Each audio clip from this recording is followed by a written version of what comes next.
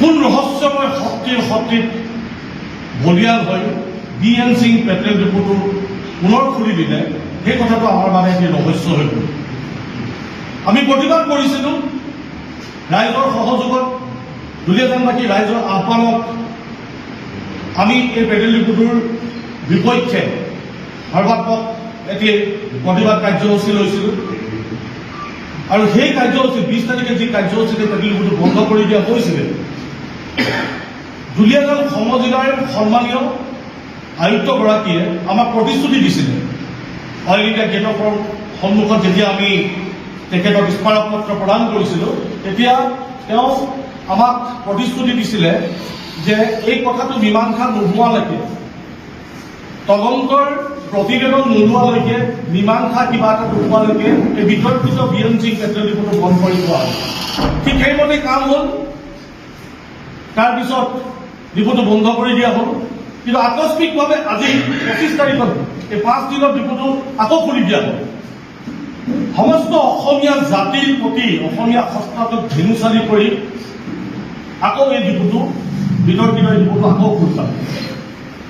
এতিয়া কথা হ'ল, আজি আমি কিয় প্ৰতিক্ৰিয়া লগে লগে কিয় প্ৰতিক্ৰিয়া ব্যক্ত কৰিব নোৱাৰিলোঁ বা নকৰিলোঁ, এই কথাটোত আমি দুটা কথা ৰখি ল'বলগীয়া।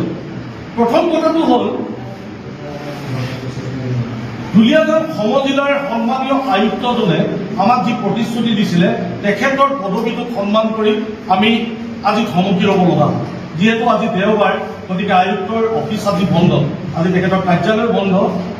আমি তেখেতৰ লগত আলোচনা নকৰাকৈ তেখেতৰ যি প্ৰতিশ্ৰুতি আমাক দিছিলে, সেই প্ৰতিশ্ৰুতিটোৰ ওপৰত একো আলোচনা নকৰাকৈ তেখেতে আমাক অনুৰোধ জনাইছিলে যে আপোনালোকে আমি এই বস্তুটো তদন্তৰ ৰিপৰ্ট নিদিয়ালৈকে আপোনালোকে আৰু ইয়াত প্ৰতিবাদ নকৰিব, আমি ডিপুটো বন্ধ কৰি দিছোঁ। তেখেতৰ সেই কথাষাৰ ৰাখিবৰ বাবে আৰু মহামান্য ভাৰতবৰ্ষৰ সংবিধানৰ প্ৰতি শ্ৰদ্ধাশীল হৈ আমি আজিৰ দিনটোত তাৎক্ষণিক প্ৰতিক্ৰিয়া একো দিয়া নহ'ল বা একো নিদিলোঁ। কথা হ'ল, এই সংগ্ৰাম কিন্তু ইয়াতে স্থগিত হোৱা নাই।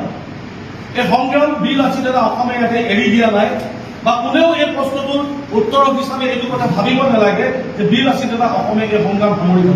বিল আছিলে অসমে নিষ্পত্তি নোহোৱালৈকে, উত্তৰ নোপোৱালৈকে, ন্যায় নোপোৱালৈকে সংগ্ৰাম কেতিয়াও স্থগিত আগতেও কৰা নাই, এতিয়াও নহ'ব।